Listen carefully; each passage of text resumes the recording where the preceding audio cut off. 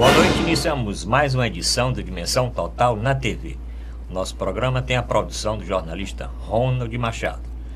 Lembramos de início o WhatsApp do programa, telespectador encaminhar suas mensagens. Aqui é Fortaleza 85999251122. Anote aí, Fortaleza 85999251122.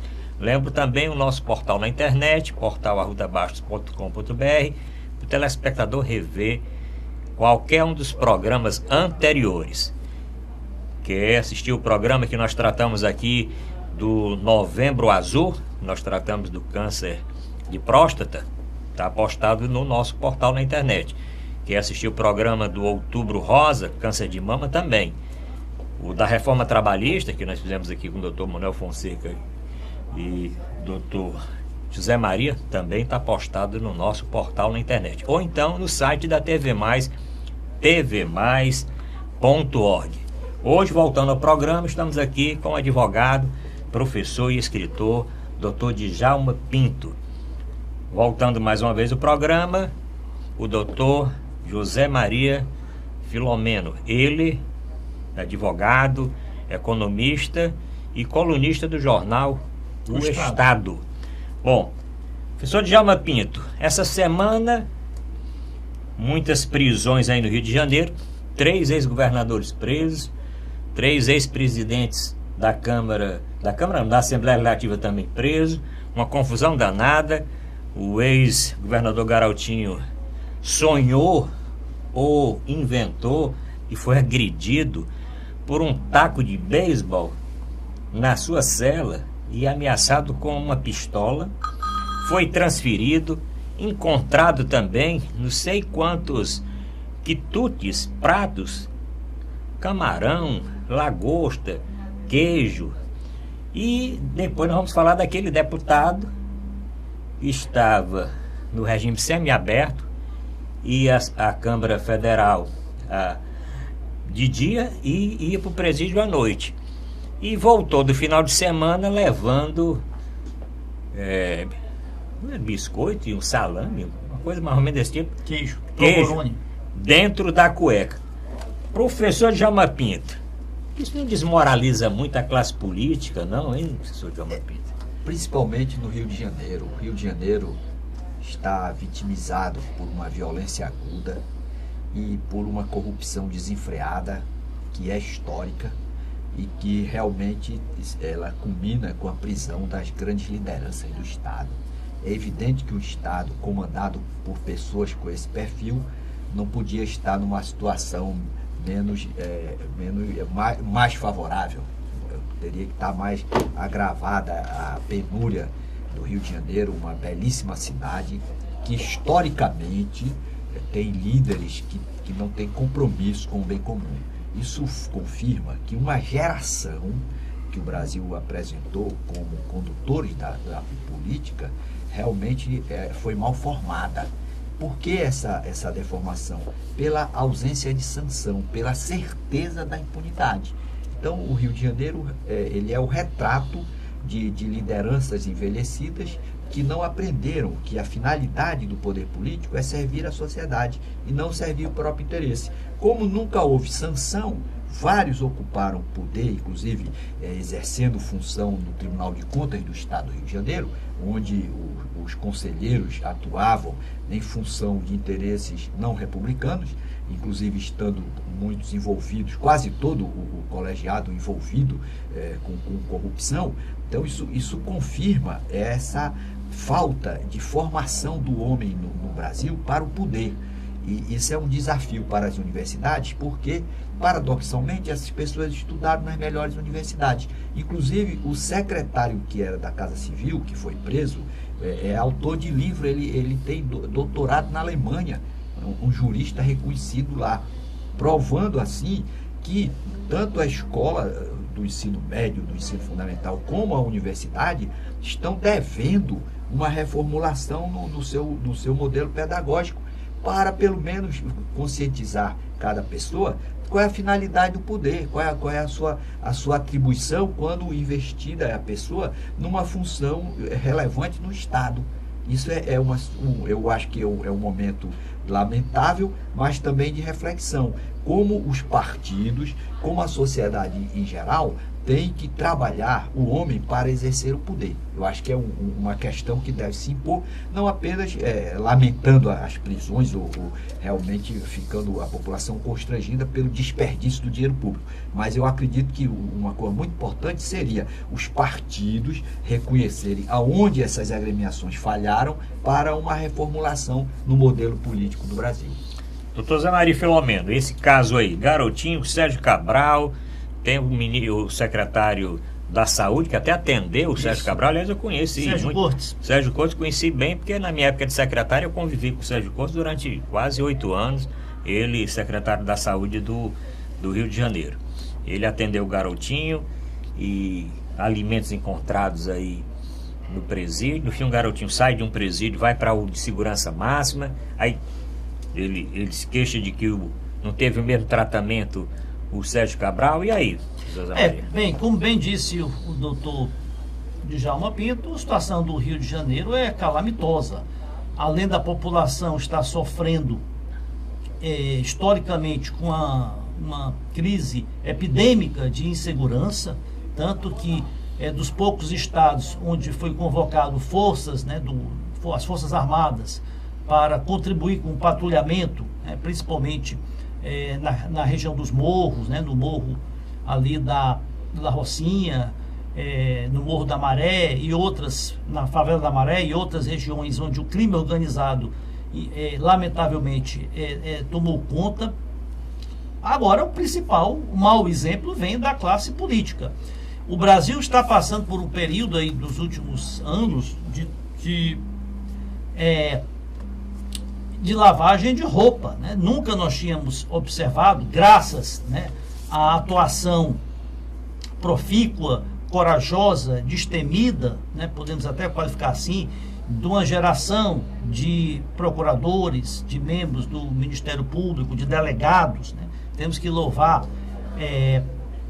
essa nova geração de policiais federais, e muito também policiais estaduais, e de alguns poucos magistrados, dos quais destacam-se o juiz de Curitiba, Sérgio Moro, o doutor Ricardo Bretas também, juiz federal do Rio de Janeiro, e eu digo até do próprio Supremo Tribunal Federal, que tem, salvo algumas exceções, tem mantido todas as decisões, as prisões decretadas pela primeira e segunda instância. Agora, o Rio de Janeiro, apesar, eu até comentei isso na semana passada, nós temos aí observado diversos políticos, a nata da política nacional, dos partidos envolvidos, alcançados pelos braços da justiça, por casos de corrupção, de desvio de conduta. Agora, o Rio de Janeiro é um caso emblemático. O Rio de Janeiro, o PMDB do Rio de Janeiro, ele ultrapassa qualquer limite, praticamente o partido que comandou o Estado aí durante os últimos 12 anos, não podemos esquecer que o Eduardo Cunha era um político influente do PMDB do Rio de Janeiro. O Sérgio Cabral governou o Estado do Rio por 8 anos e foi também, se não me engano, por 8 ou 10 anos, presidente da comandante do Poder Legislativo local. O Rio de Janeiro está aí com os seus... Eu até postei na rede social essa observação de que, de todos os ex-governadores eleitos ainda vivos do Rio de Janeiro, todos estão envolvidos com casos de corrupção, estão alcançados pela justiça. Você tem aí Sérgio Cabral, já condenado em vários processos e respondendo a outros tantos, acho que já ultrapassa 40 anos as suas condenações. O Antônio Garotinho e a ex-governadora, sua esposa Rosinha Garotinha, também presos por também casos de corrupção envolvendo extorsão a empresários para doações de Caixa 2 eleitoral. O próprio governador atual, Luiz Fernando Pezão, já foi condenado, já teve um mandato cassado e encontra-se ainda no exercício por um efeito suspensivo, e tem denúncias também na Lava Jato de recebimento de propina. O outro ex-governador, Wellington Moreira Franco, né, atual ministro, chefe da Secretaria-Geral da Presidência da República, foi também denunciado juntamente com o presidente Temer, nesse caso aí da JBS, a Câmara dos Deputados, mas lamentavelmente a Câmara não aprovou, não desmembrou o seu processo, e a sua denúncia foi suspenso a sua tramitação. Ou seja, o povo carioca tem, assim como o povo brasileiro de forma geral, tem que exercer a sua cidadania e fazer uma limpa, né? Porque senão, quem vai fazer realmente é a justiça. Então é melhor que a população preventivamente não delegue mandatos a esses políticos desonestos, do que esperar que eles delinquam e venham a ser alcançados só pela justiça. Doutor Djalma Pinto, não seria o caso de atender o pedido lá do juiz Bretas, que queria transferir para um presídio federal distante do Rio de Janeiro esses personagens, não? Porque ali o garotinho disse que não pode ficar no mesmo presídio do Sérgio Cabral e dos outros, que são inimigos políticos. Foi encontrado, nós sabemos que eles estão sendo beneficiados ali, que com alimentação, com visitas fora do horário normal e outras coisas mais, né? Seria o caso de atender o que o juiz solicitou e transferir para um local distante, não? O juiz adotou essa providência porque ele foi ameaçado, né? Sim. Agora, eu acho que, só uma observação, o caso dele não é o Bretas, não. O Bretas é do Sérgio Cabral. Do Sérgio Cabral. Não, então, pois eu estou falando do Sérgio garotinho, Cabral. Eu estou que... falando do Sérgio Cabral, que foi pedido que ele fosse transferido Cabral, para um presídio aí, lá no norte, de segurança máxima. E, se eu não estou enganado, o Supremo, sei lá, a Justiça não atendeu, revogou essa decisão, porque foi nessa ameaça que falou que vendia bijuteria, joia, não sei o que, que ele estava tendo informações, estava inclusive fazendo um dossiê contra o próprio juiz, né? Quer dizer, um condenado fazendo dossiê contra o próprio juiz e tendo todas essas mordomias, né? Como já foi demonstrado aí fartamente em todos os presídios por onde andou. O problema da comida, qual é a razão de se proibir o ingresso de comida, de alimentação no presídio? É porque realmente pode haver uma contaminação, pode envenenar o preso. E o Estado tem que se responsabilizar. Por isso existe essa restrição.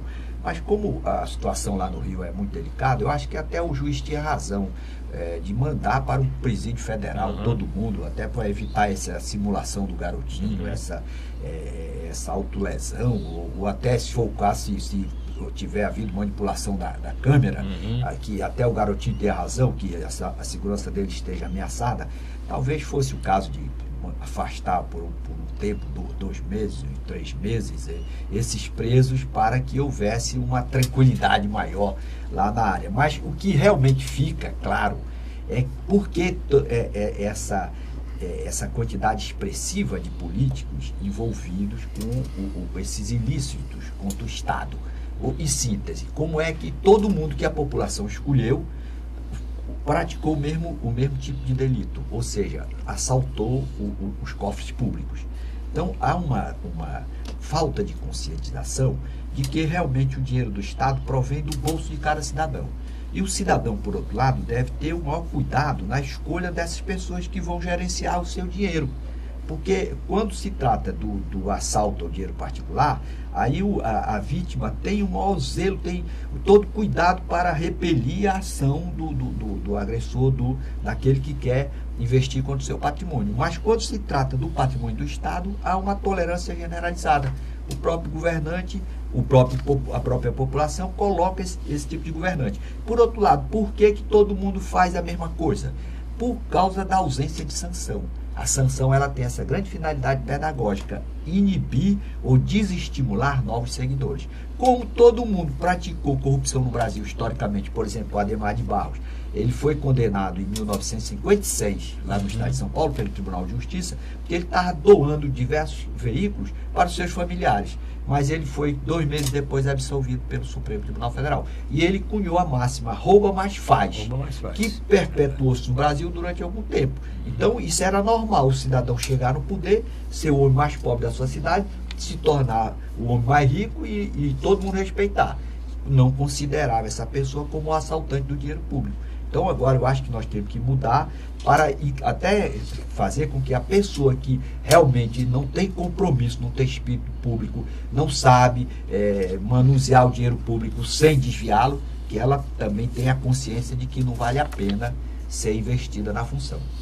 Doutor Zé Maria, esse assunto vamos deixar para discutir depois. Eu queria conversar com o senhor, não tivemos tempo no programa passado de falar da Black Friday, né? Black Friday, e eu queria saber agora, já passou e as denúncias estão aí, né? Os sites de denúncia demonstram, inclusive, redes de lojas extremamente conhecidas, né?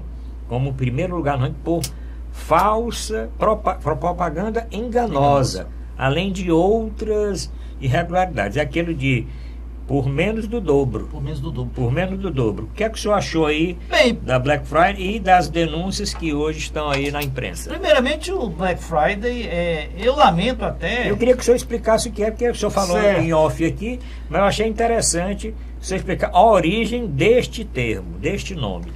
Bem, o Black Friday é uma importação, né? Nós estamos importando culturas, né? Estrangeiras, alienígenas, né, das nossas raízes, né? Uma delas é a festa de Halloween, que Sim. é uma festa típica aí, dos Estados Unidos, né? E aqui no Brasil já se comemora. E a outra é o Black Friday, que é uma promoção comercial que iniciou-se nos Estados Unidos. Exatamente. Nos Estados Unidos existe um feriado muito importante que é o Dia da Ação de Graças, né? Que eles chamam de Thanksgiving, que no antepenúltima quinta-feira de cada novembro. E as lojas, aproveitando esse feriado, fazem uma promoção, né, chamada Black Friday, que é exatamente para dar início, né, para dar o pontapé inicial das vendas no varejo para o Natal. Inclusive, eu até pesquisei o termo Black Friday, né, vem do aspecto de que contabilidade era a época, né, isso nos anos 50, feita manualmente, e o vermelho eram as anotações, os registros do prejuízo, e o preto do lucro, né? Então, Black Friday, o preto em inglês, se passavam a ter lucro a partir daquela sexta-feira.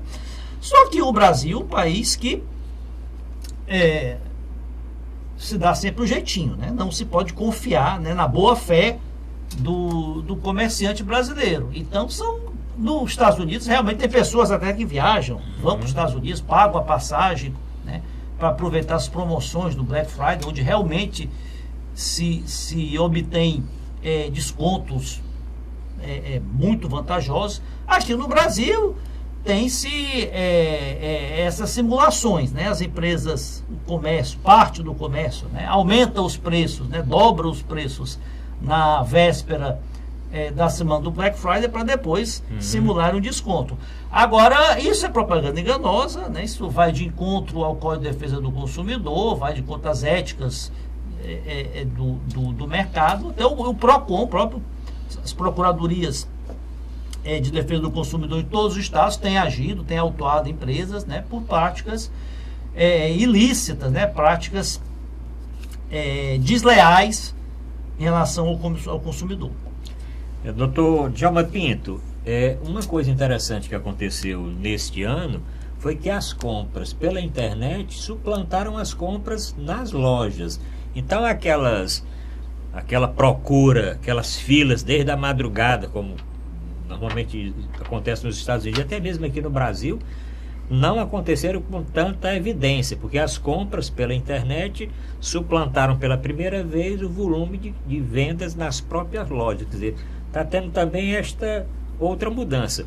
E só para não dizer, porque a imprensa toda divulgou, o nome da loja que teve a maior quantidade de denúncias foi o Magazine Luiza.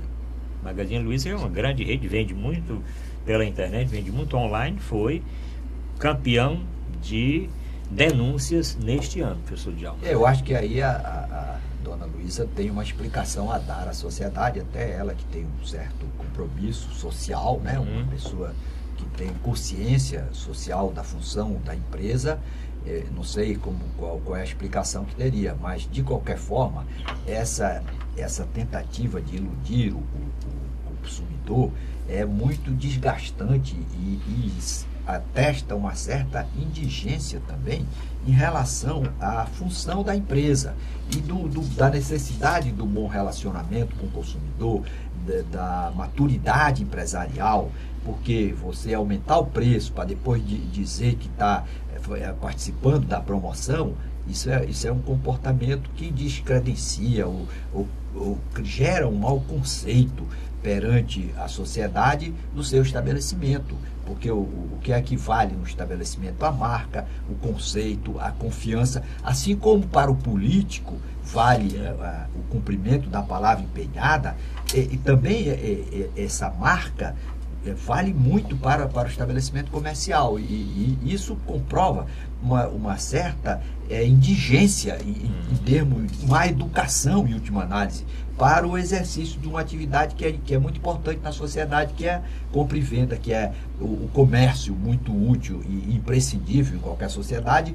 E talvez aí reflita essa cultura distorcida que foi sedimentada pelo Gesso, lá de 1970, levar vantagem em tudo. Então, esse Black Friday aí, essas distorções ocorridas, elas estão também na mesma sintonia com as distorções da classe política, ou seja, uma falta de consciência do papel do empresário dentro da sociedade e, por outro lado, na mesma diretriz do político.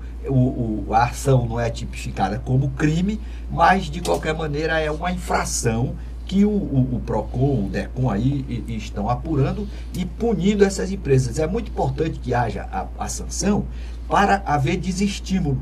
Então, e para saber que o consumidor merece respeito, que a atividade empresarial é essencial e que o próprio conceito da loja, o nome, a marca, isso é uma coisa muito importante para a sua perpetuação, para a sua estabilidade em termos negociais dentro da realidade social em que a empresa está inserida. Bom, estamos terminando o primeiro bloco do programa. Voltamos já para falar dos problemas aqui do nosso Ceará. Vamos falar do desperdício de quase 35% da água tratada, com vazamentos e também com as fraudes.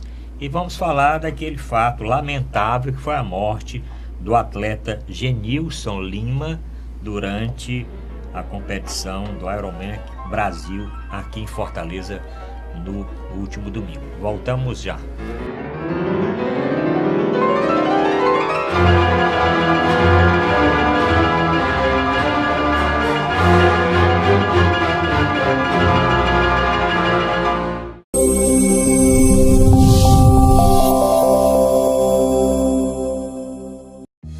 Com o Ceará de ponta a ponta, o governo do estado abre milhares de quilômetros de novos rumos no Ceará.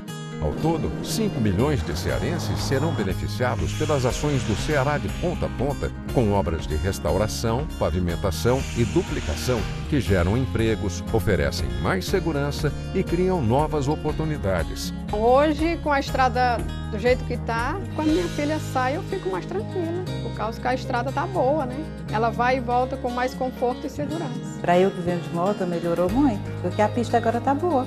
Vem mais disposta, sai mais tarde um pouquinho e chega no horário certo.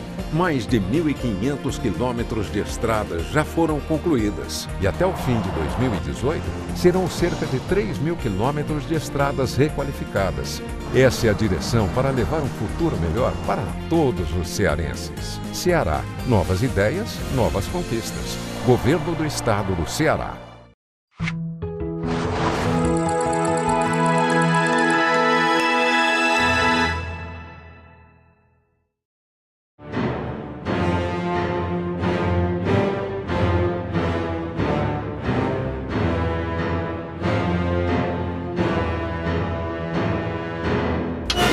voltamos a apresentar a Dimensão Total na TV. Lembro mais uma vez o WhatsApp do programa, que é Fortaleza 85 99925 1122. Também o nosso portal na internet, portalrudabaixo.com.br, que é para o telespectador assistir os programas anteriores e até mesmo o programa ao vivo, clicando no banner da TV+. Professor Djalma, duas matérias aqui do nosso Ceará. Primeiro, um levantamento aí feito pela CAGES, que mostra que em Fortaleza 35% da água tratada é desperdiçada nos vazamentos e também com as fraudes, os famosos gatos. Num momento desse de crise que nós estamos vivendo, 35% da água dessa desperdiçada é um prejuízo enorme, não? Prejuízo irreparável. Agora, vazamento. O vazamento é sinônimo de ineficiência na operacionalização do produto, da maneira como está sendo tratada essa matéria. E o problema das fraudes, isso aí também é uma consequência dessa cultura distorcida, mostrando que nós temos que aprimorar a educação, não só a educação formal, mas essa educação cidadã para a convivência dentro da cidade, da polis. Falhamos aí gravemente em termos de educar o homem para a convivência harmônica, evitando causar danos ao outro. Quando o cidadão usa o gato na água, ele está onerando todos os demais. Então, isso é o quê?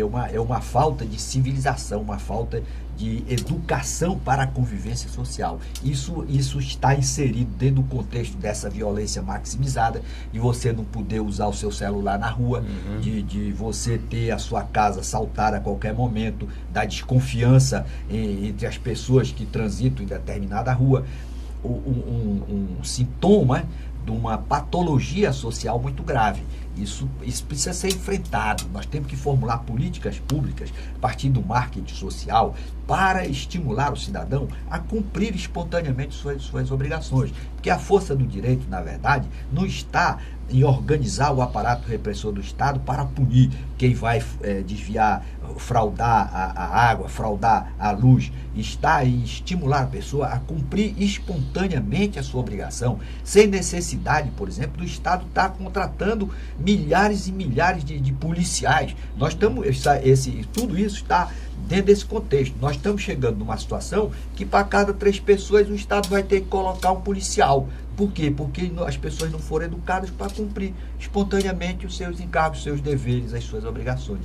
Então, Zé Maria, estamos aí quase com o nosso maior reservatório, Castanhão, já no espaço morto, né? Só com menos de 3% da sua capacidade. Aí vem uma matéria dessa, divulgada nos jornais de grande circulação agora, nos últimos dias, que 35% da água tratada ela é desperdiçada por vazamentos ou por fraudes, é um assunto grave, né? No estado, numa região do país que sofre tanto, historicamente, com as estiagens, com a seca, né?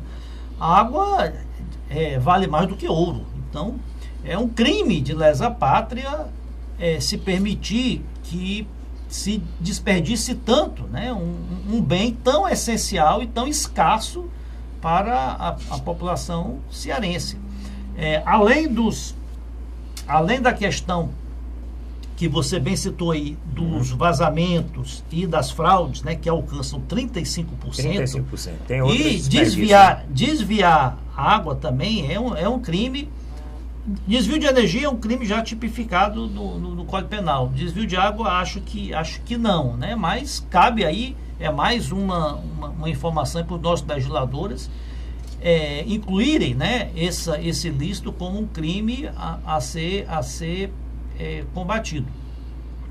Agora, além dessas questões todas, da ineficiência, né, que é inadmissível, né, apesar do Estado, né, da Secretaria de Recursos Hídricos, né, através do secretário doutor Francisco Teixeira, que, se não me engano, foi também já ministro, sim, foi ministro dos Recursos Hídricos, da própria CAGES, estar investindo em modernização, em equipamentos, em dispositivos, né, para evitar, para minimizar os desperdícios, os vazamentos, é importante que a população também contribua, né, com os desperdícios.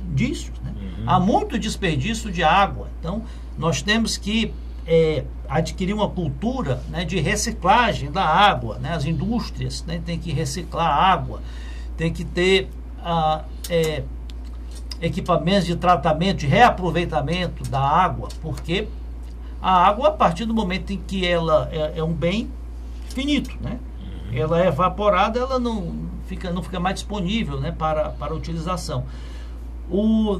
Nós temos, apesar de sermos um estado, uma cidade com escassez da água, né, a nossa população ela não tem aquela cultura, né, do racionamento, né, que eu vejo até muitos estrangeiros que vêm aqui, até de países que não têm o problema de falta de água tão sério como o nosso, principalmente na Europa, né, se espantam que nós lavamos a calçada com água, lavamos carro com água, né, de uma forma totalmente irracional. Então, precisa uma campanha de conscientização da população para reaproveitamento da água, para evitar o desperdício da água, porque pode faltar água.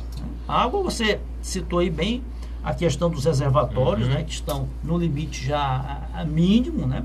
E a água, pode faltar água, nós podemos entrar numa necessidade de racionamento da água para consumo humano, como ocorreu em São Paulo 2 anos atrás, né? Eles que não sofrem tanto quanto a ser quanto nós, mas tiveram de sim fazer o racionamento pela falta realmente de equilíbrio do consumo. Senhor Djalma Pinto, lamentável também a morte do atleta, né? E eu pergunto, por que não avançar? A tecnologia vai tão rápida, né? Por que esse chip... Eu sei que esse chip, o atleta passa pela esteira, ele marca. Cai dentro d'água, faz aí os seus quilômetros de natação, depois quando sai, passa na esteira, o chip marca. Pega a bicicleta para andar não sei quantos quilômetros, o chip marca. Mas se ele ficar aí, como o caso do Genilson Lima, sem cumprir um trecho desse, passamos aí mais de 24 horas para encontrar o corpo do atleta, né? Não seria o caso de evoluir para um chip aí que hoje é tão fácil encontrar uma pessoa até pelo celular, né? Tivesse um GPS, uma coisa assim desse tipo? Ficou claro aí que se tivesse um mecanismo para identificar o local onde a pessoa se encontrava, teria evitado por certo problema. Também o acompanhamento, né? Porque o cidadão vai desgastar-se muito nesse esforço e eu acho que a prova devia ter um modo de observar, acompanhar de perto, né, os atletas, porque realmente o cidadão vai, aí não voltou, o chip dele não apareceu aqui, não acusou, não pegou a bicicleta na volta, aí o cidadão passa mal na prova, vai morrer, qualquer um. Podia, assim como aconteceu com ele, podia ter acontecido com qualquer atleta, que realmente são pessoas bem dotadas, né, privilegiadas, com saúde invejável, que vão consumir a sua energia nessa competição, que talvez seja, eu acho que uma das competições mais desgastantes que se tem, e é a competição típica de quem goza de boa saúde. Mas ainda assim a boa saúde pode, de repente, trair aquele competidor, como foi o caso, não vai se apurar ainda qual foi a causa, mas me parece que nós precisamos evoluir para o chip identificar onde é que a pessoa está, e se a pessoa passar mal, poder comunicar, ou então ter o acompanhamento imediato ali daqueles competidores, porque por mais saúde que a pessoa disponha, pode haver uma situação de emergência e acabar resultando numa tragédia, como lamentavelmente ocorreu. E a família e os próprios atletas que treinavam com o Genilson Lima diziam que ele era um atleta realmente bem dotado, um triatleta, não era um atleta novato. E, doutor Zé Maria, eu escutando uma entrevista de um também atleta que treinava normalmente com ele, quando foi perguntado, o que é que pode ter acontecido? Ele disse uma coisa que o professor Djalma tem razão. Ele disse, não, ele pode ter levado uma joelhada na cabeça. Ele pode ter levado uma cotovelada no queixo. Ele pode ter levado não sei o que, um chute não sei aonde. E o que quer dizer? Com aquele aglomerado ali de atletas iniciais, porque qualquer coisa pode acontecer. Então o professor Djalma tem razão. Quer dizer, ali é um momento crítico. Esse caso ninguém sabe ainda, pode ter sido um ataque cardíaco, pode ter sido um acidente vascular, cerebral, um AVC, pode ter sido também um traumatismo craniano. Ele pode ter tido um traumatismo craniano e ter sofrido um desmaio e aí morreu afogado, né? Professor Arruda, é lamentável, né, uma tragédia dessa, uma vida ceifada na prática esportiva. E eu, coincidentemente, hoje pela manhã na academia que eu frequento, o educador físico que me atende, comentando sobre esse caso, disse que conhecia bem o Genilson, disse que ele era um atleta... 40 e poucos anos, de 48 anos, apesar de 48 anos, era um atleta muito bem formado, habituado a esse tipo de competição, que, como disse o professor Djalma, é uma competição muito desgastante para super atletas, né? É um triatlon, eles nadam, se não me engano, quase 2 quilômetros, mais 80 quilômetros de bicicleta, de ciclismo, e depois uma meia maratona, né?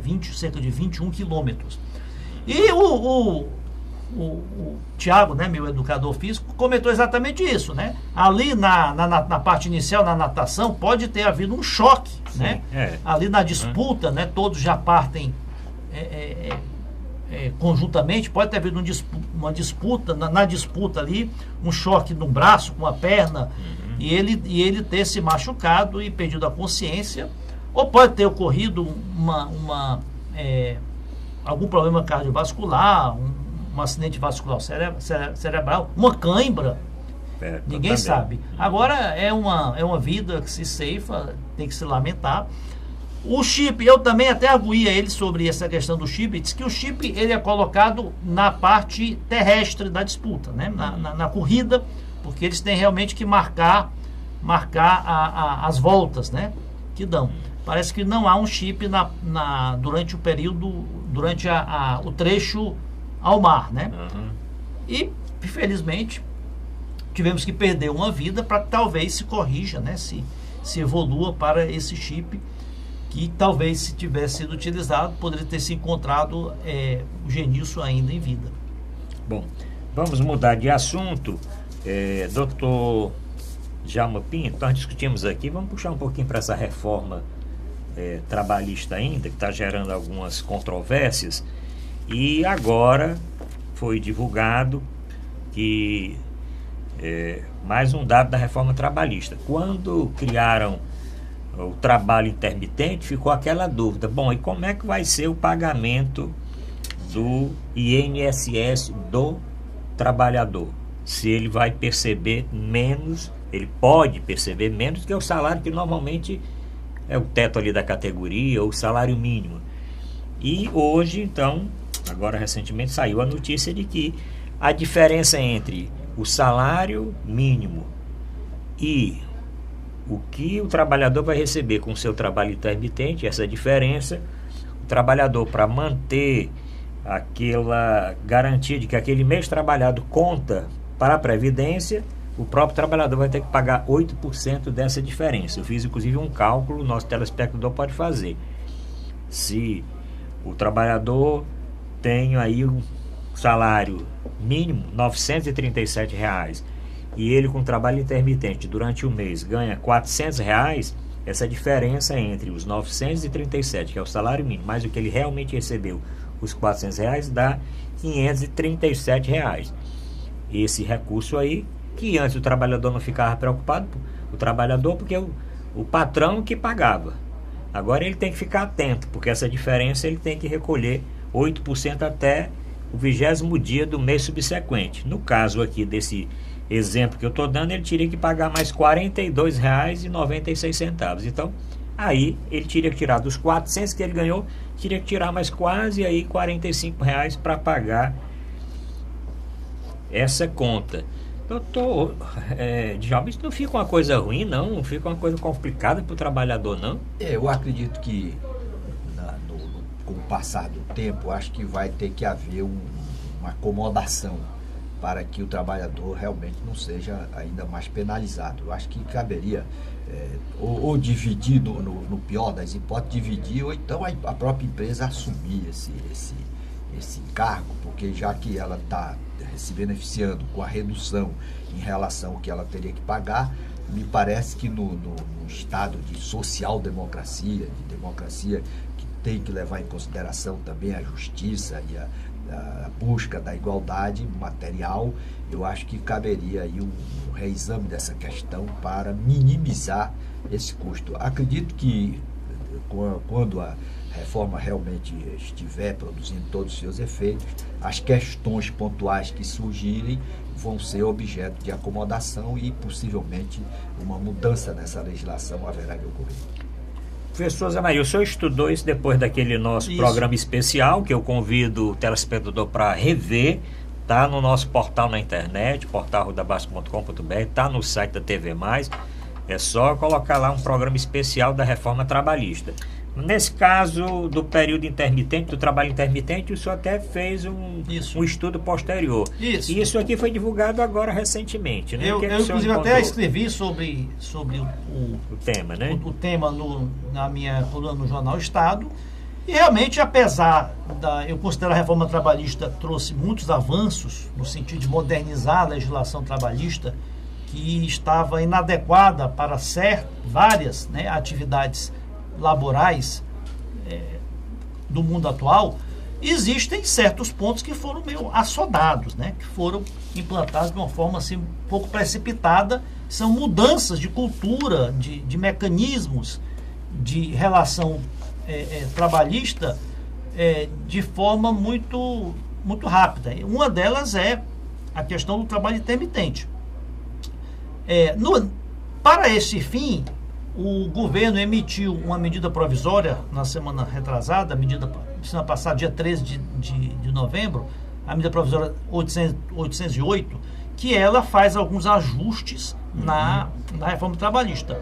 Dentre os quais, né, uma que eu até clamava muito, que é estabelecer uma quarentena de 18 meses para que a empresa demita o seu funcionário do contrato fixo de trabalho, né, o contrato por prazo indeterminado, com jornada de 44 horas, como é o habitual, e o contrate como um trabalhador intermitente, porque a reforma ela não previa, né?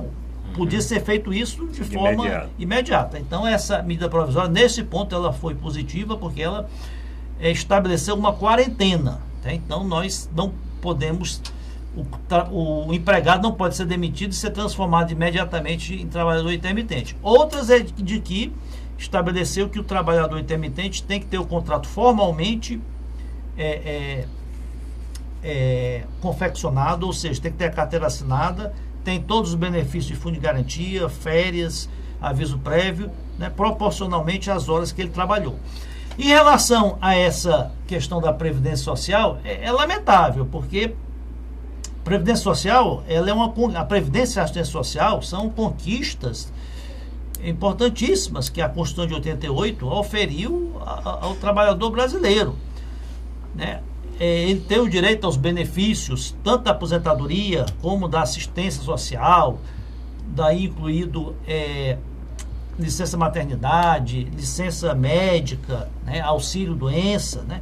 E para que isso se mantenha, é fundamental a reforma da Previdência, né? Muitos não têm compreendido bem, mas a reforma da Previdência ela vem exatamente para garantir a sustentabilidade de todos esses direitos tão importantes, tão fundamentais, que são a Previdência e a Assistência Social. Agora, cobrar, como bem disse o doutor Djalma, eu tenho certeza que o governo ele vai encontrar um outro mecanismo de compensação dessa queda de arrecadação, no caso do trabalhador intermitente, que não venha recair exatamente sobre o trabalhador, né? Ele que já vai ganhar menos, ainda vai ter que arcar com a diferença. Eu acho que o governo precisa, e isso vai ser cobrado, que ele encontre um outro mecanismo que ou o patrão ou o próprio Estado compensem essa queda da arrecadação do recolhimento da Previdência para os que ganharem menos do salário mínimo. Vamos ficar atentos para discutir esse assunto também nos próximos programas. Bom, estamos terminando o segundo bloco. No último bloco, nosso Pinga Fogo, nós vamos falar de duas desistências, professor Djalma. Uma desistência do apresentador Luciano Huck, não sei se desistência, tem hoje na Folha de São Paulo, de ser candidato a presidente da República. E também a desistência do senador Tasso Gereissati e do governador Marconi Perillo de serem postulantes à presidência do PSDB. Estes assuntos e outros mais no último bloco do nosso programa. Voltamos já.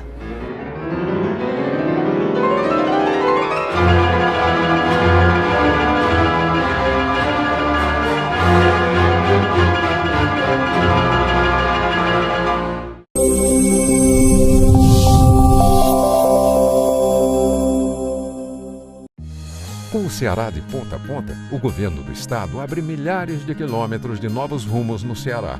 Ao todo, 5 milhões de cearenses serão beneficiados pelas ações do Ceará de ponta a ponta, com obras de restauração, pavimentação e duplicação que geram empregos, oferecem mais segurança e criam novas oportunidades. O desgaste para você ir para Sobral era enorme, gastava 2 horas. Hoje você gasta 1 hora, melhorou a economia, gerou mais emprego. A CE melhorou a vida de todo mundo dessa região. Para a gente que trabalha com caminhão melhorou muito. Tem mais tempo de curtir a família, tem mais tempo de viajar, porque sobra um dinheirinho a mais. Chegou o desenvolvimento para a cidade, né? Mais de 1.500 quilômetros de estradas já foram concluídas e até o fim de 2018 serão cerca de 3.000 quilômetros de estradas requalificadas. Essa é a direção para levar um futuro melhor para todos os cearenses. Ceará, novas ideias, novas conquistas. Governo do Estado do Ceará.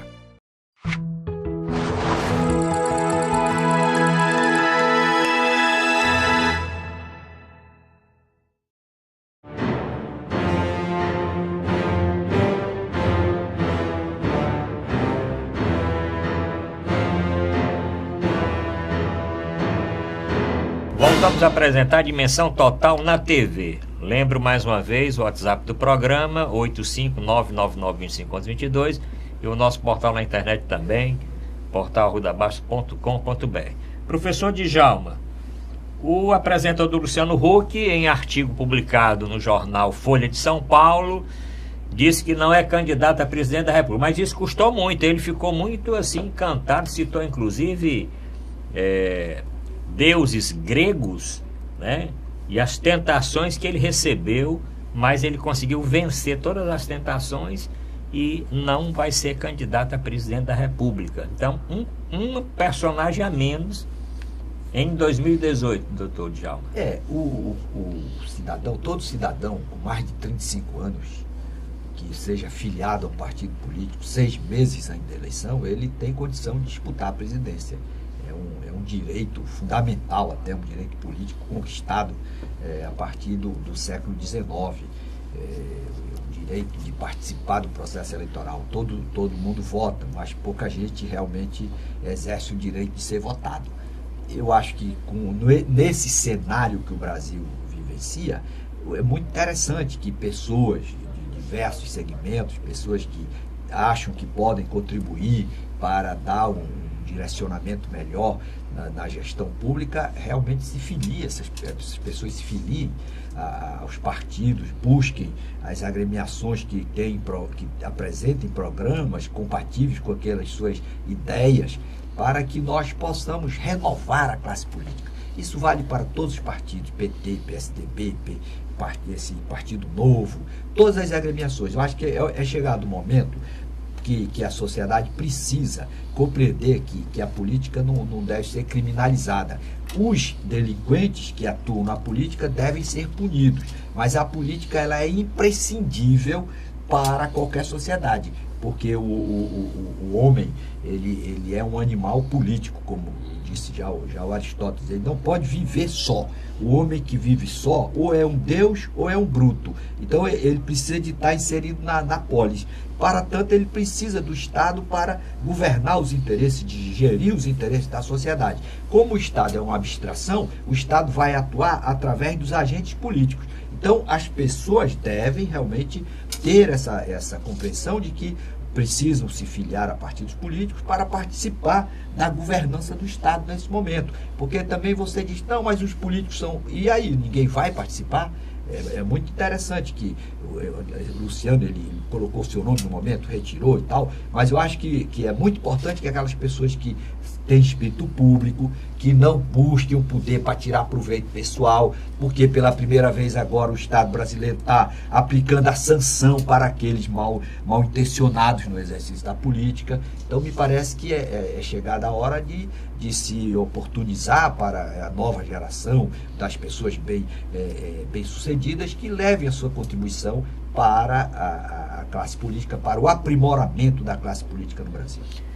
Doutor José Maria, o Luciano Huck já tinha inclusive um partido aí na mira, né? Porque o presidente do PPS, o deputado Roberto Freire, já abriu todas as portas do partido para ele. O que é que levou o Luciano Huck a desistir? O senhor, pelas leituras que o senhor fez aí nos jornais e na matéria e no próprio artigo que ele escreveu? Bem, ele realmente, como você disse, ele escreveu um artigo publicado hoje nos principais jornais e portais, justificando que vai dedicar-se a partir de agora a participar, a debater, a buscar encontrar um projeto, né, de solução para os graves problemas do Brasil, ou seja, vai se colocar aí como um agente político, né, no bom sentido da palavra, como bem disse o doutor Djalma Pinto, que o homem é um animal político na sua essência, já dizia Aristóteles,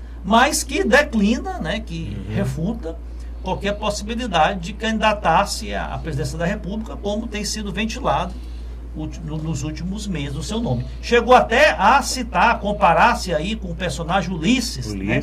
Ulisses, que é um personagem da uma das obras literárias mais antigas do mundo, né? Que é a Odisseia de Homero, publicada no século, tem autoria datada no século VIII a.C., que narra a trajetória do guerreiro que era Ulisses, de volta, participou da guerra de Troia e estava voltando, né, de uma ilha para a sua cidade natal e passa por vários intempéries. E ele chegou até a comparar que teve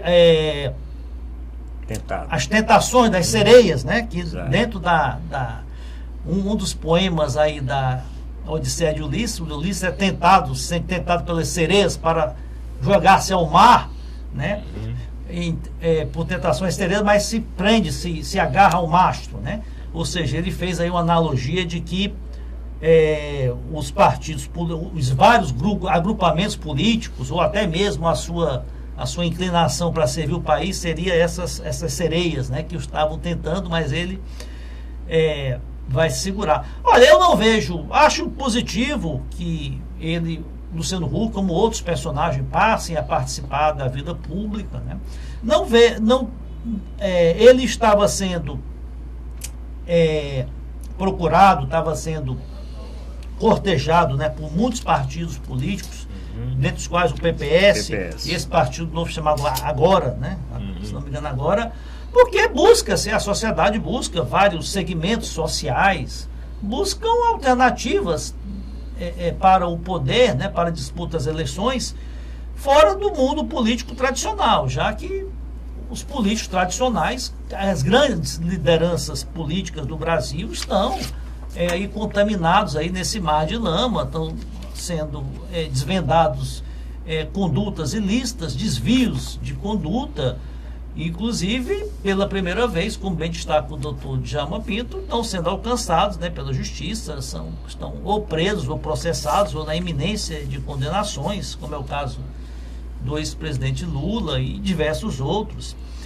Então busca-se alguém fora do establishment político, né? E Luciano Huck, assim como o prefeito João Dória de São Paulo, né, foi muito teve seu nome muito comentado para disputar a presidência da República, o Luciano Huck era um nome visto, né, pela sua popularidade, por ser ele é hoje talvez uma figura que tenha uma imagem, né, muito atrativa, né, tanto que ele é convidado para fazer, hoje o garoto propaganda, né, mais cobiçado, né, pelas diversas empresas do Brasil, faz comerciais aí de já fez de todas as empresas de telecomunicação, bancos. Então, tem uma imagem muito atrativa. Agora, eu não tenho nenhum preconceito contra pessoas notórias assim do mundo das artes, do apresentadores, atletas, né, se aventurarem no mundo político. Agora, eles precisam, não é só a popularidade deles, né, suficiente. Eles têm que ter algum conteúdo, eles têm que ter conhecimento, tem que ter debaterem, tem que ter propostas, tem que ter conceitos, né, sobre a política, né?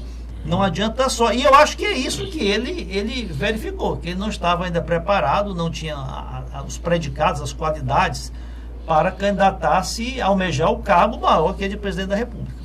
Vamos agora, doutor Djalma Pinto, aquele pinga-fogo, rapidozinho, e também a desistência do senador Tássio e do governador Marconi Perillo em termos de concorrer à presidência do PSDB, e aí todos pedindo que o Geraldo Alckmin, governador de São Paulo, venha assumir a presidência do partido. Você acha que isso também muda alguma coisa? Isso foi consequência de uma tensão que se criou e consequência da postura pouco republicana do senador Aécio. O senador Aécio, ele mostrou que ele é desse político da velha guarda, político que está acostumado a tirar proveito do Estado. Então, inclusive querendo criticar os outros. Ele devia ter reconhecido que errou, que está sendo indiciado, que é da velha geração, isso é político velho, apesar do cara não ter idade muito longa, vivência uma idade provecta, mas é um velho. Essa galera toda que usa o Estado para se apropriar, para tirar proveito, esse é o pessoal da velha guarda, que o Brasil precisa se livrar. E o senador Aécio está bem encabeçando essa geração. Lamentavelmente, não tem espírito público, porque se tivesse, tinha que ter autocrítica, percebendo que realmente está prestando de serviço ao seu partido, deveria ter renunciado para que o partido não entrasse nessa crise. Mas teve o seu egocentrismo prevalecendo, criou uma celeuma muito grande do partido, inclusive desacreditando até o partido perante a população, que se nivelou com o PT, com todos os partidos que estão envolvidos na Lava Jato, ficou sem autoridade moral, inclusive, para fazer crítica. Aí os que estavam disputando resolveram tentar harmonizar a legenda e fazer uma opção pelo governador de São Paulo, que eu também não sei se será o melhor nome para concorrer, por uma razão que, salvo engano, domingo ou sexta-feira na Rede Globo, ele foi citado lá com o cunhado na Operação Lava Jato. Ele tem diversas denúncias. Pois é, e eu acho que o Brasil tem que se livrar. Todos os partidos, está envolvido, rapaz, vamos colocar gente de sangue novo, para que haja essa renovação, até porque o Brasil saiu da ditadura para Sarney. Aí depois desse rolo todo ainda vai voltar de novo. Eu acho que temos que colocar o pessoal novo, fazer também uma modificação na Câmara e no Senado, porque o presidente pode ter muito boa intenção, mas ele vai ter que negociar. Negociar no Brasil significa trocar favor, agraciar, dar emenda parlamentar, que é uma postura que tipifica a falta de decoro. Infelizmente, ninguém é punido por isso, mas eu só voto se me der isso, se fizer aquilo. Você está usando o poder com desvio de finalidade, usando um mandato para o qual você foi eleito para tratar de interesse da coletividade em função do interesse pessoal. Eu quero que seja nomeado fulano de tal para estatal tal. Isso aí já é uma aberração que nós precisamos superar, inclusive punir os infratores exemplarmente para desestimulá-los dessas investidas. Doutor José Maria, essa denúncia que o professor Djalma fala é uma que saiu inclusive da própria Folha de São Paulo, né? Daqueles 10 milhões de Caixa 2 e que tem um sobrinho, né, que recebeu dinheiro e tal. Eu sei que está também no meio aí das denúncias, inclusive a Procuradora-Geral da República, né, se eu não estou enganado, está pedindo a abertura de inquérito, né? Doutor Zé Maria, e esse caso aí da desistência do Tássio e do Marconi Perillo? Bem, o professor Djalma Pinto citou que o Aécio Neves, apesar da pouca idade, né, é um homem de 58, acho que não tem 60 anos ainda, é um político velho, né? Eu lembrei de uma frase do Ulisses Guimarães, já nos seus últimos anos de vida, antes daquele trágico acidente, né, que o ceifou da vida, que ele era acusado de velho, e ele diz, olha, velho posso ser, mas não sou velhaco.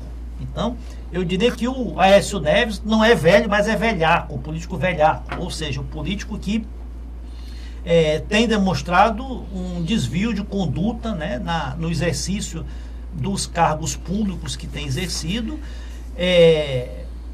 totalmente desconectado com o interesse da sociedade, o interesse do eleitor, o interesse da nação, e não merece realmente ser mantido aí na presidência do PSDB. Não sei como o PSDB por tanto tempo ainda não determinou o seu afastamento em definitivo, e população, o eleitorado, né, não aceita mais esse tipo de liderança que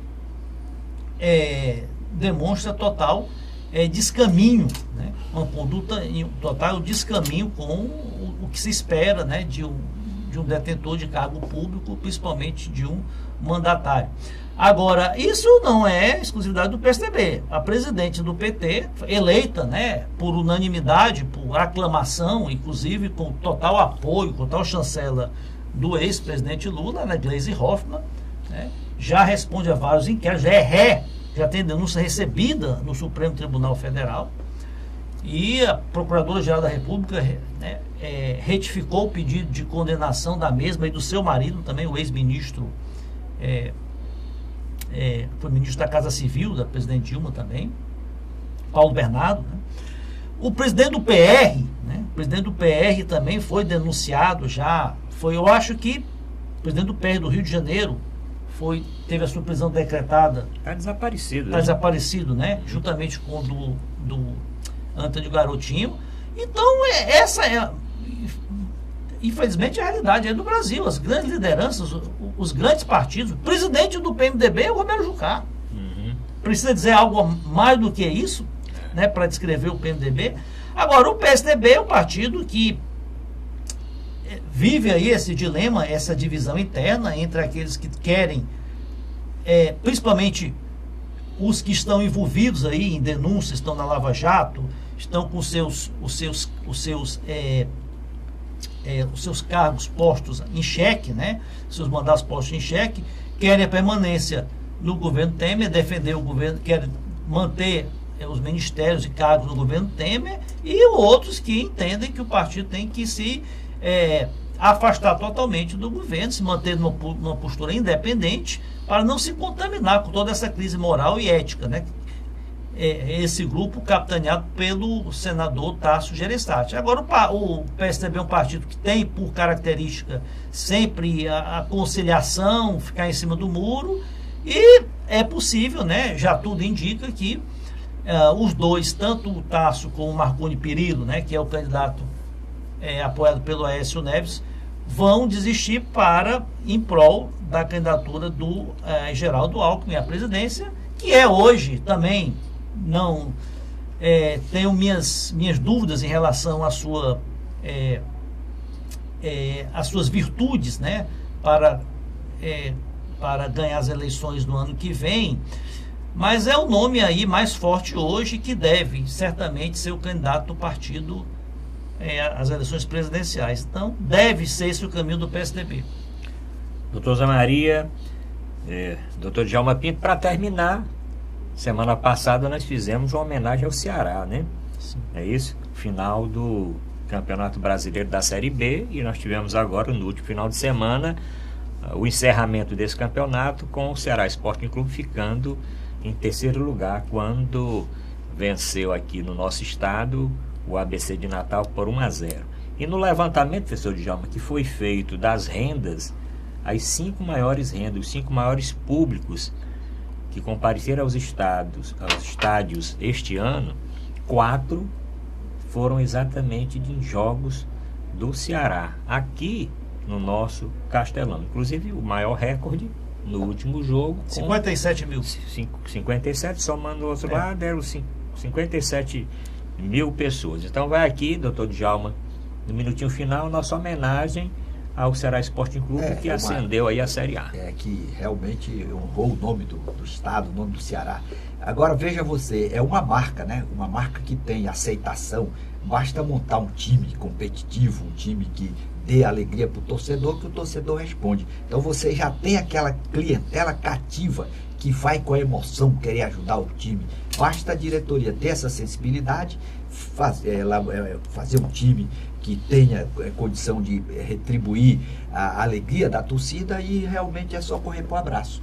Eu parabenizo o Ceará pelo brilho, realmente pela maneira com que alegrou a sua torcida, que não tem coisa mais importante para o torcedor do que sentir a sensação do seu time ser vitorioso. Professor Zé Maria. Foi uma festa muito bonita, quase 60 mil pessoas no Castelão, e ele terminou com chave de ouro, com a vitória, né, 1-0 sobre o ABC.